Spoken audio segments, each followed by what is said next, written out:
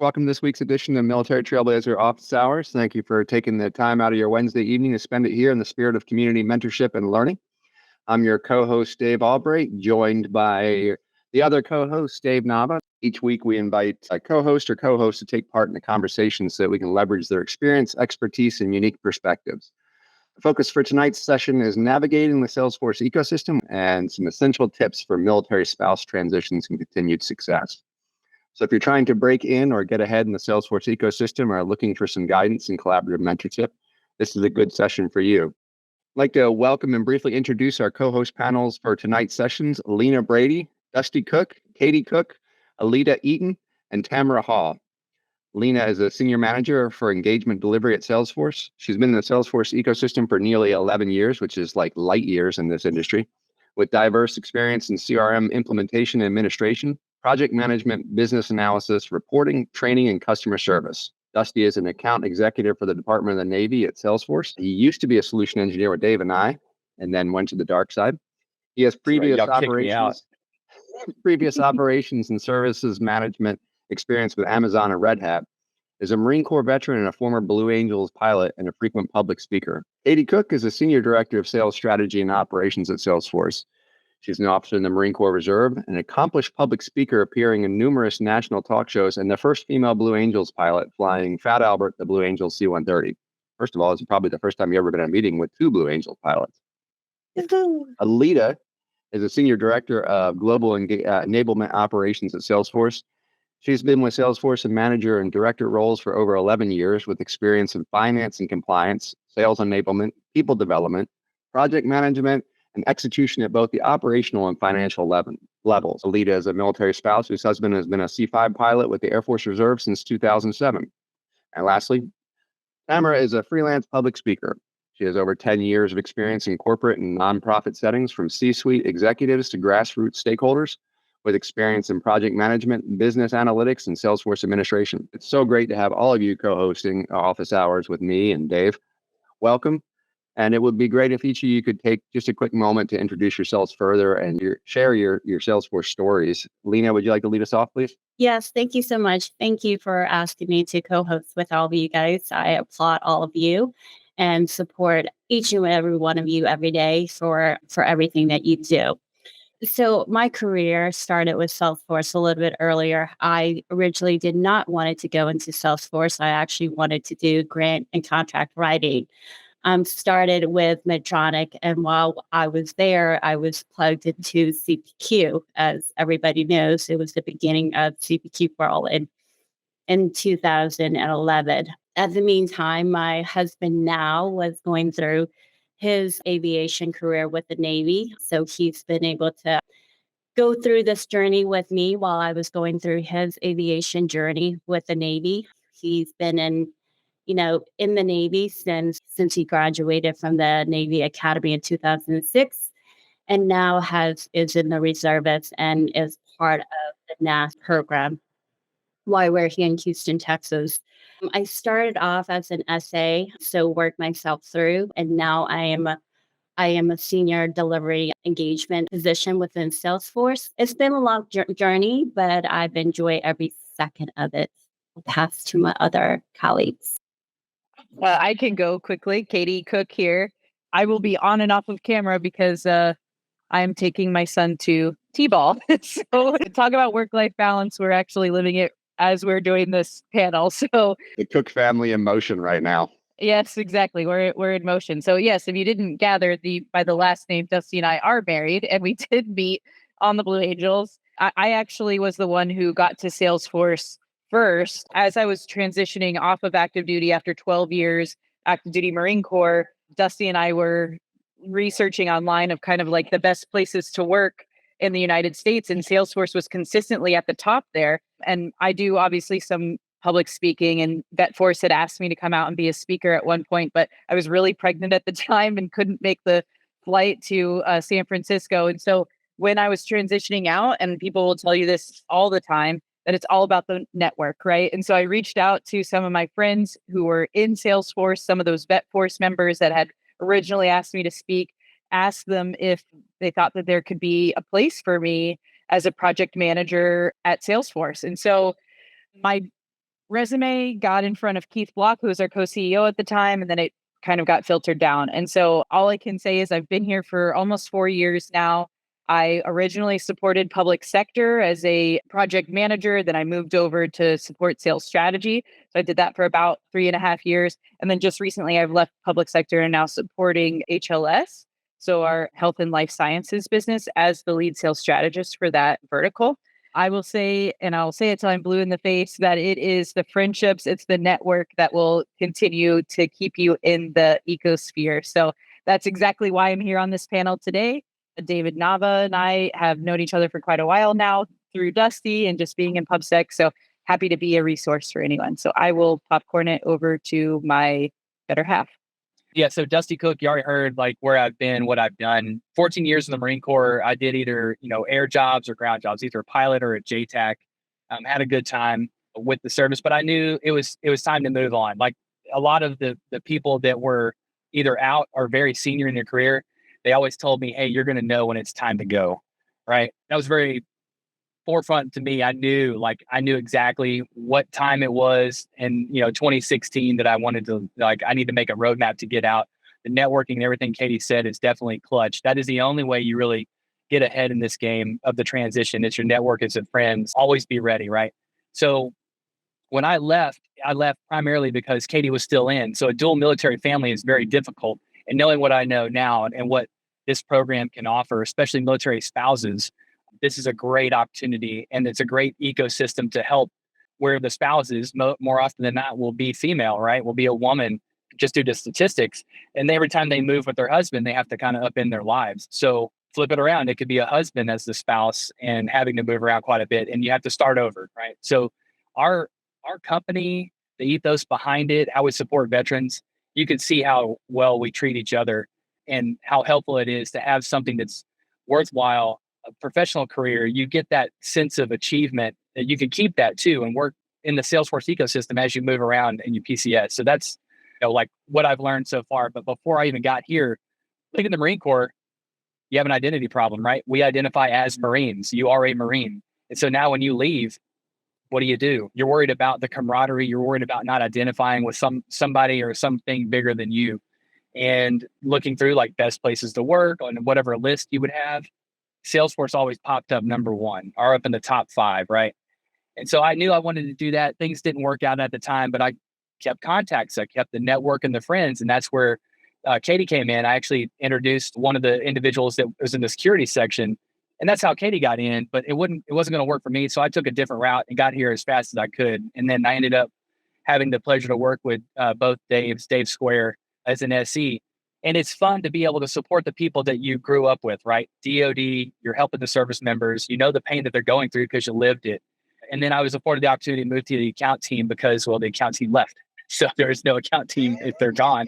And you can't really help the SEs because if there's no work being pulled from the customer to like do the demos, things like that. So it was a lot of good mutual support that brought me to this opportunity. And now I've moved even out of the Navy, like pure Navy accounts, and into supporting solely the Marine Corps. So got a lot of success. You'll hear a lot of that today and how good Salesforce really is. Not just the product line, but the people, right? The people behind it. That's really what makes this place really clutch.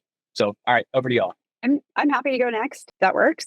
Hi, everybody. Alita Eaton. As mentioned, I've been at Salesforce for about 11 years. I actually started my career way back when actually in public accounting. So I did a big shift. And actually part of that reason was because of my connection to the military and being flexible, being able to pick up and be where I needed to be as things might have changed. We have actually been in the Bay Area the whole time, but there has been multiple times where that wasn't necessarily going to be the case. So my husband and I met in college, but we both ended up, he's an Air Force Reserve. So we knew all along he would be based in the Bay Area. But as I mentioned, we didn't always know where that was going to be. So when I started my career out of college, what I was doing was it was Sarbanes-Oxley compliance. And I worked for a small company and we worked for very local companies. And I took a step back and realized if I ever had to move, I'm really not employable.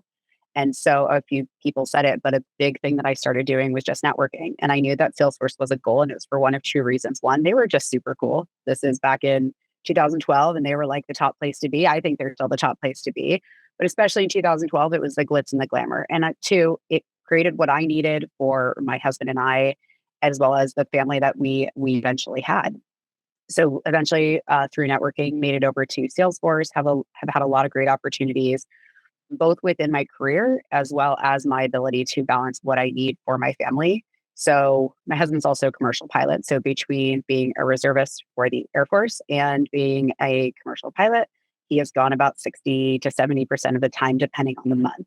So for my career at Salesforce, it was really how do I juggle it all? How do I continue to progress in my career as well as provide for my family and be there all the things like the T-ball games, which our soccer practice was just canceled, but otherwise that was my afternoon as well.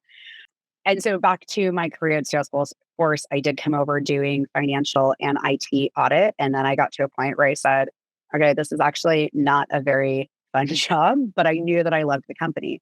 So I took a look at my resume. I looked at my strengths. I looked at what really interested me, moved over to the sales enablement side, starting in project management.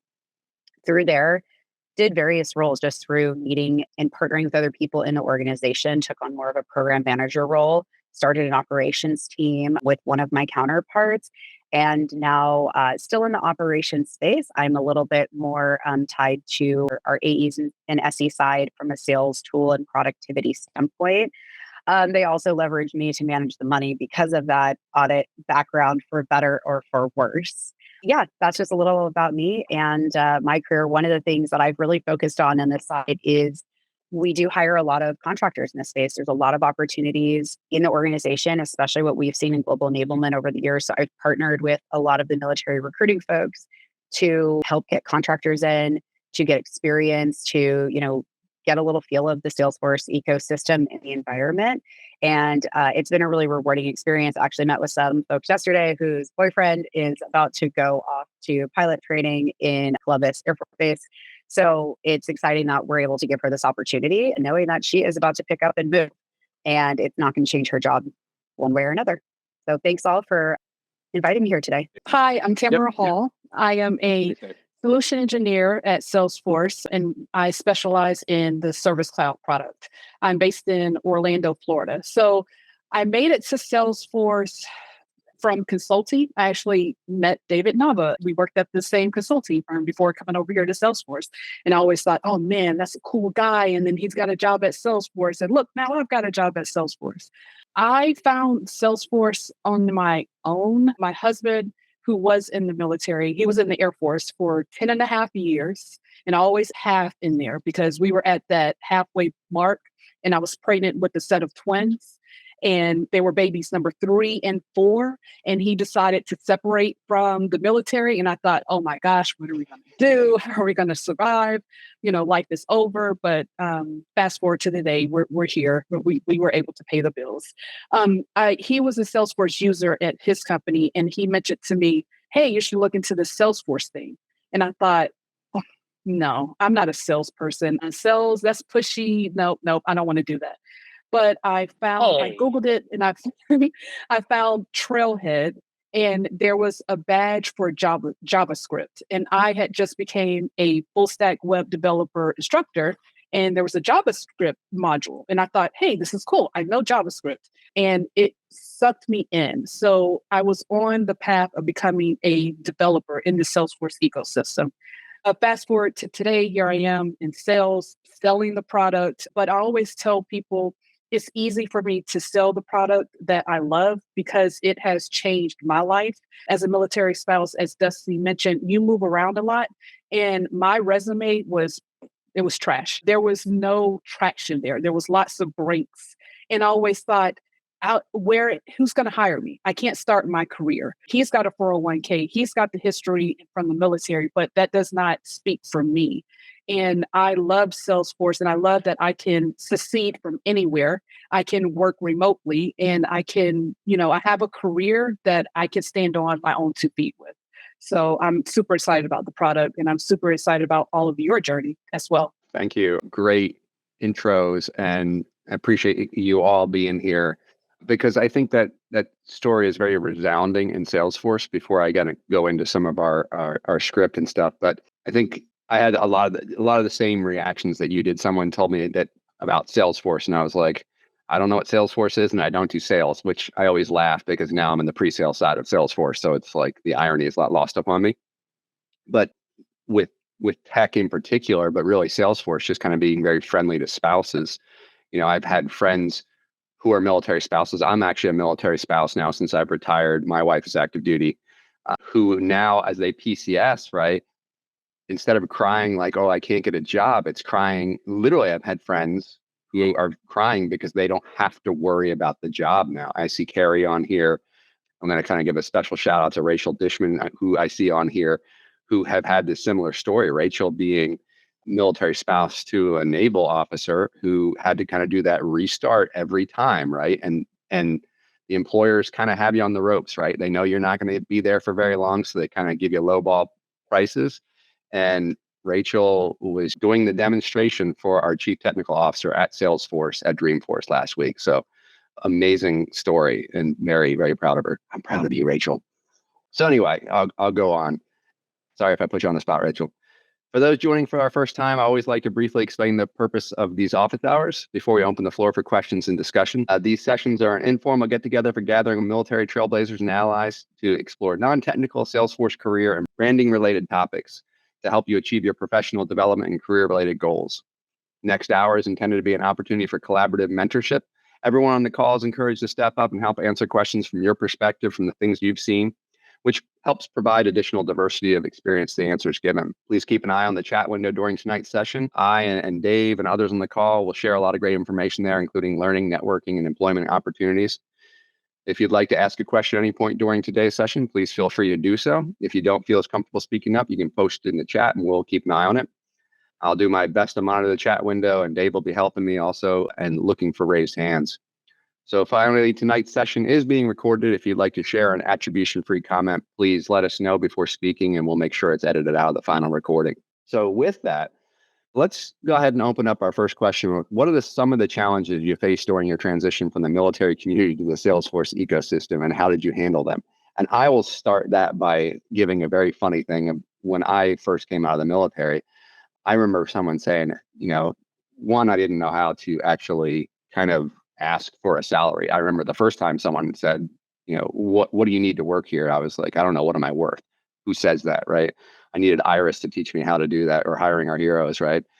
And then I remember they're like, well, you could probably ask for more PTO. And I was like, what's PTO? And they're like, that's your leave. And I was like, oh God, so much to learn. So I'll just tell you, just from my experience, how terrifying it was to get out. So I'll pass it over to the co-hosts and see what they have to say.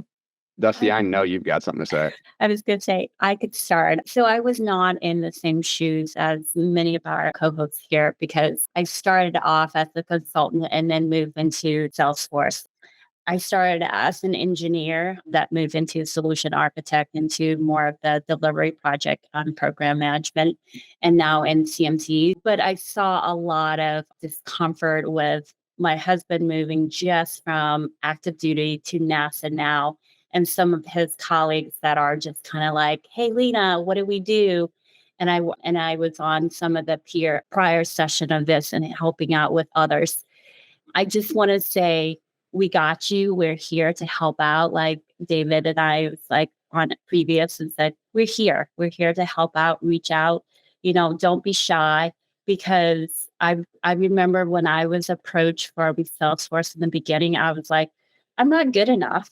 I'm like, there's no way I'm going to go straight to Salesforce. I'm just like, I'm okay with the startup company. And then once I got to Salesforce, it's like, oh, we're all in the same shoes. We're actually here to help each other out. So reach out to us. We're here to help. With that, I'll transfer over to some of my colleagues who have been in the service. I'll hop in. I don't know why I'm sideways now. Yeah. Whatever. So your transition readiness seminar, I felt like that's not helpful at all, right? For those service members. And then the spouses will probably hear the stories from that. It seemed to be a place where some of our very senior service members go to, double dip or ride it out and brag about it. Like there's not a whole lot of drive to challenge you and show you what's out there. It's all on you. It's all on me, right? We got to go out there and find the things that interest you. And that's the biggest thing. Your challenge coming out of this meeting today, as it should be every day, like start making a plan and then start doing that introspection of yourself. What fulfills you? what is your drive? What will excite you and allow you to excel in some of these areas here? I thought tech. Let's go into tech, right? Everybody talks about it like, whoa, you get paid a whole lot of money and like you get work remotely and blah, blah, blah. It's not exactly like that. There's a lot of work that goes on here. And I'll tell you this, that it's a two-way street. This is a dance with a partner, right? Even though like you're interested in Salesforce and you may find a role that you like, you may not like the people there, or you may not like the challenges that are put in front of you. It may bore you. Like have a very good lens to look through, be objective. Is this going to interest me? Don't get blinded by what you see, all the, the pomp and circumstance of Salesforce. I still agree that it is an excellent place. It's not perfect, right? Like find out what makes you tick and then start doing your own research into that. And now if Salesforce is the route you want to go, let's do some things to help set you up. Go and look and find out like, okay, here are the things that interest me. I'm going to go to the board. I'm going to look through all the opportunities that are out there. And I'll tell you this, you may have seen some of the news that we had back in, earlier in the year. There was a reduction, right? Everybody saw it across all of tech. Do we know what's going to happen in the future? No. But right now, we're projected to grow. So you'll see those openings in our career panel, our career board, sorry. And go find a couple. Don't find too many. Don't like, oh, I just got to get in. Get me in anywhere. No, let's be cool, calm, and collected. Find something that will interest you, and then reach out for help. Let us talk you through it. If we know that area, or if we don't, we'll point you in the right direction to somebody that does, so you can get the right questions. Because what we don't want you to do is waste your time applying and maybe even getting the job that you don't love, right? We don't want that. We want you to be happy while you're here and supporting the overall cause, because we're literally turning it right back around. You come from the service, you can get into Salesforce to help the service you just left. And I have the fortune to really do that. We just earned an opportunity to support the Marine Corps to help the enlisted Marines when they re-enlist, for example. They've got to do like 74 different actions, right? And it's all walking around or signing a sign-up sheet on a folder that's stapled on the outside of a folder, and they got to take time out of their day to do this, and it's a pain. So why not bring in technology? And you could see, like, I got excited because these are the Marines that I have led before, and they're still there. And now we can actually affect positive change in their life and make their life a little better. So maybe they want to stay a little longer. Maybe it's not such a pain that they like, you know what? I'm burned out on this. I'm done. I'm not going to deal with DTS again. And that's a shot at my wife because she just had her DTS kicked back. But that's kind of like my overall thing. Like, be, a hard look at what you want to do, and does that match here? Don't get blinded by all of our really good branding and everything else fun that we do. Can you tell he's in sales because he doesn't stop talking? Oh my God. Got no sheen. Just requested a quote, Katie. I don't even know what I'm getting a quote on at the moment. Iris, you have a question? Thank you very much. And absolutely amazing rock star panel. This is so awesome. I just wanted to tack on to what Dusty was saying. And I absolutely loved what you said there, as in like, sometimes military spouses, and again, I'm one of them, so I know what it feels like. You're so desperate to get that role because you just want to get your career back online. You'll take any job, and I'm like, I know it's my best advice I can say. I know it feels like time's running out. It's not, okay, but take that time to find what you like, because if you don't figure that out, somebody else, because basically most travelers can do anything, but if you don't figure that out, somebody else will put you in a position that they want you in, and before you know it, you'll be running and busy and everything, and you won't have that opportunity to figure out what you like. It's like you're too busy and you're earning money. Take this time. I know it's a lot. Do what Dusty says. Figure out what you like doing. Yeah, I think that's a great point. And before I turn it over to Elio, I think one of the things that happens when you come out of the military is you think you're not worth anything. And I don't mean that in a really bad, negative way, but we all know that, right? Like, hey, you're infantry. I know how to shoot things, blow things up. And, what am I going to do out there? And a lot of people get caught in that. Like, I have no worth on the outside. I don't know how to convert the things I've done. And I think one of the things I've always found very interesting about the Salesforce ecosystem is how open it is. Dave started this stuff the military Trailblazer office hours. And there's lots of communities like this that are very, very open to helping people, unlike other communities I have seen. And I'm not saying good, bad, or indifferent, but it's a little unusual how open the Salesforce ecosystem is.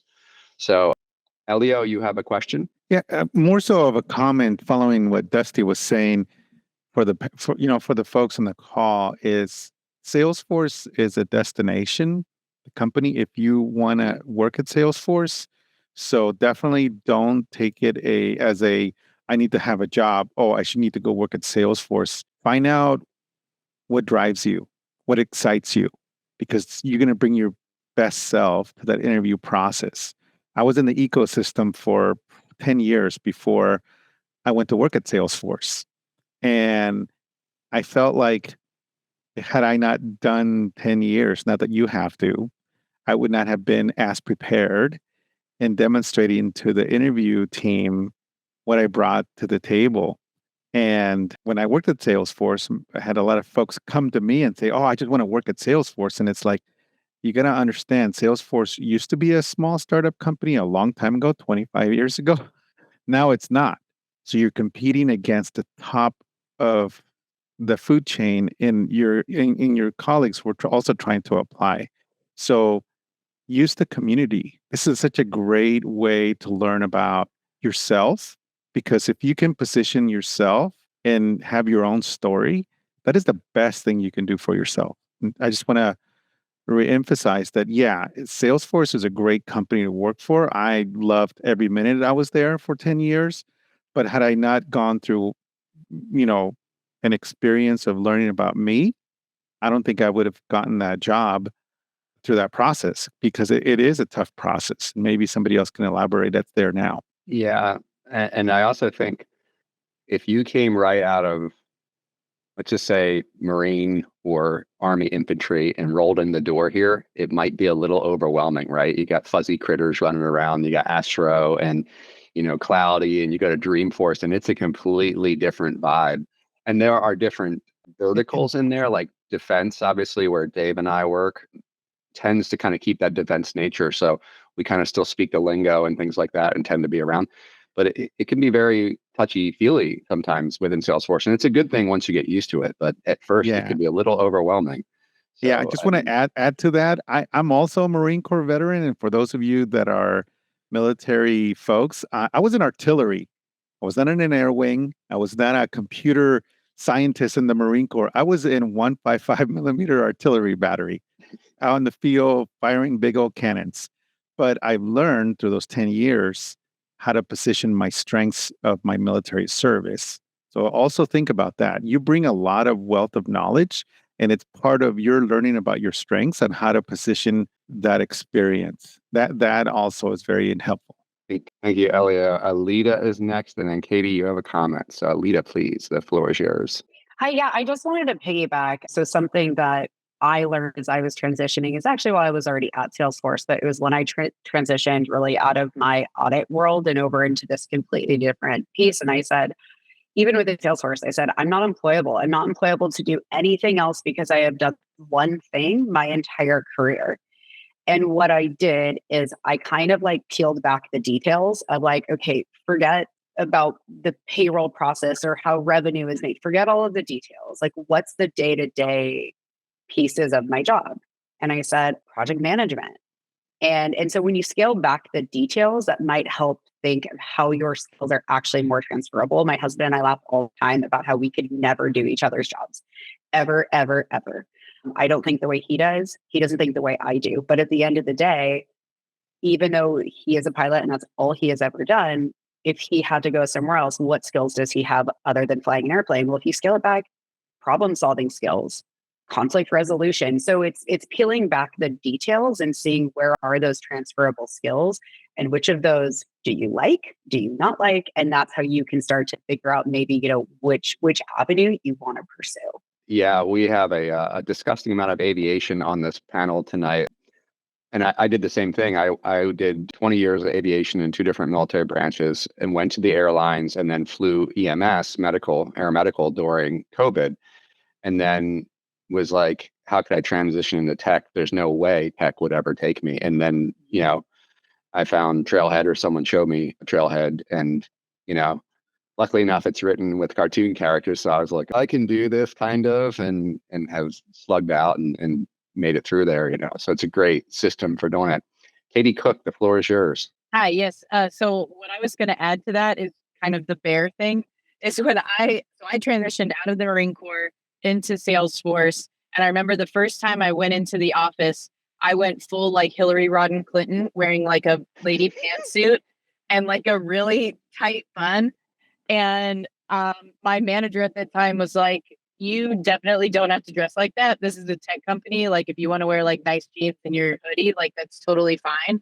So there was like just basic stuff of like, how do I wear my hair? How do I dress? Like, I needed to like deprogram myself, right? Because the Marine Corps is much more of like a way of life or a cult to some people than it is like, than it is just a profession. And so I had to really learn that. I struggled a little bit with hierarchy, right? I would get like infuriated when a like level 6 would talk to my like level 12 SVP without like going through me or someone on the way up. And because it was just the Marine in me of like, there's a chain of command. And I really had to like reset myself. And what helped with that was not only VetForce, our Veterans Business Resource Group, Salesforce Military in the larger sense.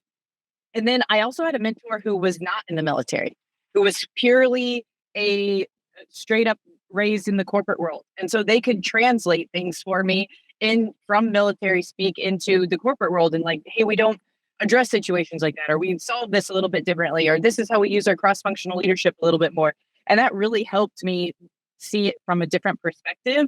And then, I would say that I like what everyone has said, and I don't mean to like echo it, but you've got to use the network, right? You got to use the network to get in here, because even when you get the job and you get in and you're like, I'm super pumped about this, it can get overwhelming, right? And it's so much easier to talk to someone who's been there, like talk to another military spouse who went through the transition, to talk to another Marine who made the transition. I know there's lots of Marines on here, 7557 here, but it's so nice to have somebody who speaks the same language, right? That has gone through it. I think Elia just said, has gone through it. And so don't discount not only getting a job here, the networking, but once you're here, once you're in the ecosystem. So that's all I had to add. No, I think all of that is great. And we're focusing a lot on Salesforce. I think Dave kind of brought it up, and Elio kind of brought it up, is you also need to kind of not only get to feel out what you think you want to do when you get out, but also the culture you want to be in too. One of the things, like I just kind of mentioned, the Salesforce ecosystem tends to be very open and is about sharing. Whereas you come from the military, you used to walk into a room and someone's just going to rip you down for no good reason. It's just like, did you put those shoes on today, or whatever it is, right? People just kind of cut you down. It's just the nature of that. You're always on guard. And when people actually come into Salesforce, I'll warn them, if they're coming from military background, like, someone may ask you how you are today. They're not, you don't have to swing around and look over your shoulder. They're like actually concerned about, like, how are you today? What is your mood today? And it can be a little off-putting when you're not used to that. It's a great thing, but this is also a big enterprise level company. I think we're at 75,000 somewhere in terms of numbers of people.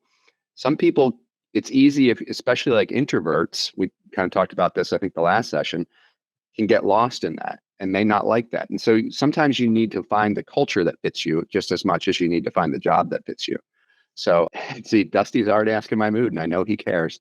Mr. Nava, you had your hand up there a minute ago. Yeah, no, I know we've been on the question for a little bit, so wanted to kind of close it out with just a comment to piggyback on what Alita was saying earlier. And so, when you're looking at what you've done, which may not necessarily provide clues as to where you want to go, because I was a naval flight officer, NFO, which we joke stands for no future outside. So unlike Dave and Katie and Dusty, I didn't have pilot skills to fall back on. None of my skills were really relevant. I say skills, and so I think what Alita was getting to is those meta skills, right? So if you can pare it back and look at the meta skills you have, the problem solving, all that kind of stuff, project management, that helps. And I would just add another layer to it. So that's exactly what I did. And I pursued a project management career for a while before I realized I don't like project management. Yeah, that's what I've been doing in the military, in some way, shape, or form for the past 20 years. but is that really what I want to continue doing? So the extra layer that I would add is also do a deep dive on yourself to figure out what brings you joy, right? When you do something and you get lost in it and you kind of look up, you're like, oh, 3 hours have gone by. What is that? And so if you can break it down to that level and then align the job, with whatever will enable you to perform that skill. In my case, it was Salesforce, although I didn't know it at the time. That at the ultimate level is a great way to frame where you should be post-military. Yeah, and I just saw Carrie posting on there about mil spouses, right? Like Carrie, I still crack up reading her LinkedIn page about how many peanut butter and jelly sandwiches you made, and it's so true, right? Like the active service member goes off to deployment, and the spouse is left, and it's always everything breaks, everything goes bad when the deployment happens, right? And spouses and their abilities to handle that stuff is far often overlooked, Okay, so on to a next question here. What role has personal branding and networking played in your transition and in your success within the ecosystem? I'll throw that one out there for the co-hosts. So I probably can jump on this one because, my brand as the first female Blue Angel pilot was kind of written for me. And so when I first interviewed at Salesforce, my reputation in the military preceded me, right? Like, oh, she was the first female Blue Angel pilot, but nothing that I was doing at Salesforce really landed, right? Every meeting I went into was like, oh, you're the Blue Angel. Oh, you're the Blue Angel. But it was like, I can also do sales strategy stuff too. I promise. Right. And so I would say like, that was the hardest kind of chip on my shoulder that I had to get off is like, God, I have something else to offer this community than just, my past and the things that I've done before. And yes, I'm very proud of that. And it was, a big accomplishment. And I appreciate the accolades here that you guys are giving me, but I wanted to shake that a little bit, or at least wanted to build on it and show that I had other things to offer Salesforce. And I think over time, over the last kind of 4 years, I've built that, and I've finally shown that, I'm also good at other stuff. But I think branding can be very beneficial, but sometimes it can be very, very siloing, right? And so there's definitely a balance that you have to do with it. In the spirit of transition, we can get caught in the external, the public facing image that we are given. And we also get caught in the internal image. I remember when I left the Army, I did 10 or 11 years. I did 10 years in the Army as a scout gunship pilot, deployments overseas and things like that. I remember my last day taking that uniform off and saying, who am I now? And that's a weird thing, right? Like you have to figure that out as you transition out and think, who am I? Who do I want to be, right? You're no longer in that uniform. I think Katie and Dusty both talked about that. Lina, you have a point. So, like I said, I started off as an engineer and then worked myself into a solution architect here at Salesforce. One thing I had to brand myself, I had to look at myself and what direction I wanted to go into. I examined myself and just thought that, okay, I was working toward a developer route, went into the uni and stuff to be a developer and realized like on 2 weeks before examination, did not want to do that, right? So then I had to carve back and started working in what direction I wanted to play. I made a name for myself and been successful. And now I've been tagged of all these red projects that sometimes comes with the good of that, right? You're assigned all these big red projects and you're supposed to come and save it. Sometimes it's exhausting and you want to get out, but because I made myself this kind of technical person, I'm kind of stuck on it, right? Not that I want to get out anytime soon, but again, going back to what do you want to do for your career goal within Salesforce and outside Salesforce? I have other aspirations. Like, do I go into pre-sales or do I stay in the technical? And that can change, right? I have, like we were talking about before we opened up the room, I have moments where I kind of want to go back to delivery just so you can be technical, because sometimes pre-sales, your knowledge is a mile wide and an inch deep, right? You have to know all the products at least in a functional level. And so, whereas delivery, you may be an inch wide and a mile deep. So that may change through your career. Tamara, you have a comment. I do. Branding is a hot button for me right now. I still feel as if I'm trying to find my brand. Being a military spouse, my brand isn't, I was a veteran. My brand is, I supported someone for many years. So I'm interested in Katie's journey about like you came with a brand already associated with you. How did you find your new brand and how did you make that transition? And I think it's super important to have a brand because like everybody knows David Nava, right? He's got the podcast that everybody knows. Like he's the military guy who works at Salesforce now. Like how do you find out what your brand is and then how do you position yourself as such? Great question. I would say, and we kind of talked about it earlier, when you're making that transition, you need to identify those skills that are transferable that they may not be tangible, right? I don't have 25 certifications like David Nava, right? However, I know that I am a outstanding project manager because I literally laid down $1.2 million of AM2 matting on an airfield one time, right? And I managed that whole project. So I can say things like that. Or I know that I can confidently speak to general officers or those that are very senior in the company because I've briefed general officers multiple times, right? I know what cross-functional leadership is. I know how to lead a team. Those are things that come inherently of being in the military or being a military spouse and being in that environment.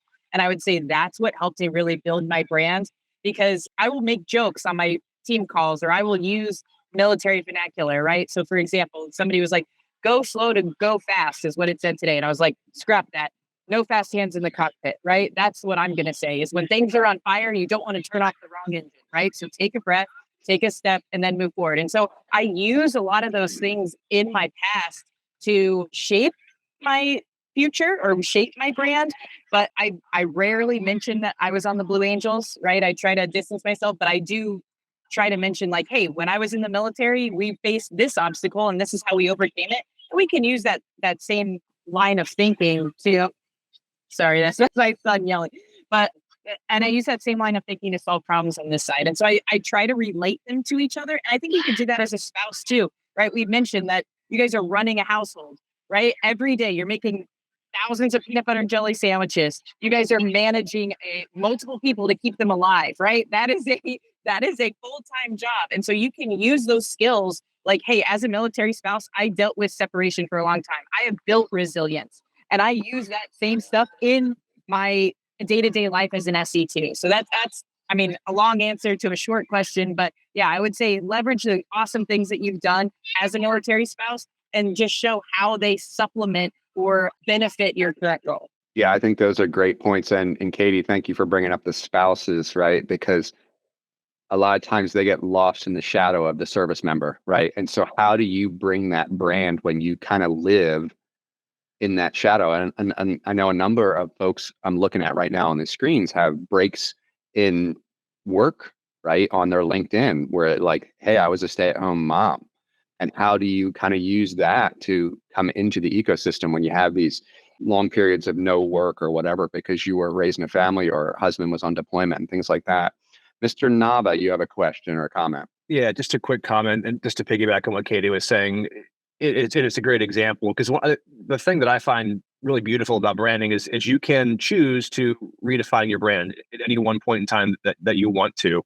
But you have to be intentional with it. You have to sit down with yourself and you have to figure out what you stand for, what you want to stand for, how you want to shape the message that you put out to the broader professional community. And what I did specifically was I looked for a gap that I saw in the ecosystem. And I said, okay, I know people are needing this specific thing. I'm going to build a brand around that. I'm going to provide that. I'm going to offer it. And that will be who I, come to be known as. And I had no really background in it. I mean, it ended up being mentoring. And I started slow. I was doing ad hoc mentoring, and then I was doing, less ad hoc, more scheduled mentoring. And now we do office hours. But all it takes really is the decision that you want to rebrand, some intentional thought to, what that looks like and what service that you want to provide as part of your brand, and then to go out and, execute. And there's a lot of folks on this call, Katie and Carrie and Iris, who have done that and been incredibly successful with it. So definitely, within your power to do so. I think Dusty was after me. Yep. And with the social media we have, like LinkedIn and things like that, you can definitely build that. Like Dave Nava is the prime example of how to build a brand and things like that. So Dusty Cook, you have a comment. Yeah, real quick. So your brand, right? Don't dilute it though. We want to find that role that you really think you want, right? Something that very much interests you. So you're not going to advertise like I do it all. I do windows, right? You're not going to do that. You're going to be very selective in this 2-person dance, right? Us and the company. And when you find that role, then do windows, right? Go get dirty, do whatever. Like it'll add to your brand that you are a dependable person, that you will get stuff done. All the stuff that you've done in the past, being in the military or a spouse, then that can shine there. And then your brand grows from that. And all like if you have a resume gap, you're caring for your family during COVID, all those little stories, they're fantastic. Don't be embarrassed by any of that stuff. Call that stuff out, own that. And we appreciate that. I don't want to be on a team with a workaholic, right? I don't want to see that they're on all the time. If you got to have like little bursts of energy, it is definitely a marathon. Just, you want to work with people that are like you, right? And I don't want to go 100% all the time. And I don't want to have to eventually like maybe compare myself to somebody like that. That's what I'm kind of going with. Yeah, I mean, great points. And Rachel made a good point there in the chat, right? Building your brand doesn't have to be really selling yourself as much. Like I am a little more introverted in social media. I don't actually do social media except LinkedIn for a number of reasons. I tend to just kind of be shy online, I guess. And so just your work ethic, right? How you show up and present yourself is a brand, and how you will brand yourself. So where are we at? Let's see. So real quick then, we'll take a quick follow-up on that as we get close to the top of the hour. What tips or guidance can you offer military spouses that are seeking to create a professional network from scratch, right? Like I talked about those breaks in work, or, having to kind of follow around the other service members as they move around and having to restart, right? And you have a lick full of it. Tamara. I think the Trailblazer community is a wonderful place to get started. There's lots of different groups there to find areas that interest you. There's also programs that Salesforce offers, like Talent Alliance programs, to help you get connected with individuals who are, of your same thought process as well. Yeah, thank you. Anyone else want to follow up on that? So the only thing I was going to add there is I'm a numbers nerd. Obviously, I'm in sales strategy. So if I was interviewing a military spouse and there was a gap in their resume because they were a stay-at-home mom or they were supporting a deployment, I would love to see things like, I made this many peanut butter and jelly sandwiches, right? I spent this many hours keeping a human alive. I would think that was not only hilarious that they have that sense of humor, but at the same time, it quantifies, right, all of the amazing stuff that you all do. And it would be like really cool to see, like, it was this many hours of unpaid work that I did, right? That's worse than an internship. So I think that would be pretty cool. Iris, do you have a comment? Liz, I think we could all stay on here for another hour, but I won't be long. Just such a great topic and so many great, interesting points. I just want to say, as a military spouse, whether you're in the military, transitioning as a service member, or as a spouse, don't just suffer in silence. I feel like a lot of us feel like no one else knows what we're feeling and no one else knows what we want. The beauty about this community, the beauty about all the military communities, we would give our right arm to help somebody else. You know what I mean? It's hard for us to ask for that help ourselves. Go on post if you don't know where to start. Military Trailblazer community. Reach out to David Nava, and David Albright, even though they're busy gentlemen. They'll give you the time of day. You don't have to suffer in silence. So just know that we're all here to support. Yeah, absolutely. And I think we say it once a show where, you'd be surprised if you just reach out to someone and say, hey, do you have 15, 20, 30 minutes that we could meet? People, particularly in this ecosystem, are more than happy to share that time with you. Dusty Cook, I think you're next. So building your network from scratch is just like a bunch of other things too. There's so many options out there. There's so many tools for you to use. Don't get overwhelmed. Be selective, and then be mindful of your time, right? Don't spread yourself too thin, and don't feel like there's always something biting at your heels to make you go faster. Cool, calm, and collected. That's the name of the game. Yep, absolutely. Christopher, you have a comment? Yes, just real quick to follow up on the wonderful advice for military spouses. 2 examples. One spouse reached out to me from Japan. They're stationed there, husband stationed there. She's trying to work in Salesforce. I think it took her 12 months, but she finally got a remote contract while living in Japan for a Salesforce job. It was amazing to see it. We've been talking on and off for a long time, but also going back to writing that resume, and don't think of it as a job gap. It is just like the military experience needs to be translated for business language. So does that stay-at-home caregiver. That experience can be translated very well into business language. And I posted it in the chat, but Who's Hiring Who? It's an old book, but there's an example of side by side. And quite honestly, even the new version is a little bit outdated at this point because it's over 30 years old. But rewriting those resumes, what it looked like before, just as her as the spouse as a caregiver, and then what it looked like afterwards with the numbers, with calling out specific things and activities, it can really be done. And I would really encourage people to think about it as you're writing and you're translating. Yeah, absolutely. It's so critical to convert whatever skill set you have to those business terms or to the terms of the organization you're trying to get into, right? Just like if we were trying to get back in the military, we'd need to take our business stuff and convert it into military terms. Same, right? I have a friend who's coming from the military, right? Retiring as an 05, works with the general officers. You can't put on there that you're a speechwriter for a general officer. You need to talk about being a thought leader for C-suite advocates, right? And convert that to something where whoever is looking at it goes, that makes sense to me, right? They're not able to convert your language. So, and it works that way for spouses, for military, for anyone really. Let's see. We are top of the hour. We could probably go on for at least another hour. This is such a great topic. And I'm sure Dave will probably schedule another follow-up for us all to talk about. Before we close, I'd like to thank Lina, Dusty, Katie, Alita, and Tamara for co-hosting tonight's session. It's been absolutely awesome having you here. Lots of great feedback, getting your perspective on all these topics we've discussed. Any last-minute thoughts or comments you want to pass along? Thank you for having me. Happy to help. I get a resume all the time as a hiring manager, so happy to look at them. Yeah, thank you. That's a great offer. I'd take advantage of that. I'm going to post everyone's LinkedIn profiles from the co-host panel once again in the chat before we close, just so you have that in case you joined a little bit later. Just going to second what Lina said. Thank you all. And if you need support or resume review or networking, anything, don't hesitate to reach out. Same here. Thank you for having me. And this type of, calls in this community is one of the reasons why I feel so strongly about Salesforce. It was this level of support from the community that told me, hey, I'm in the right place.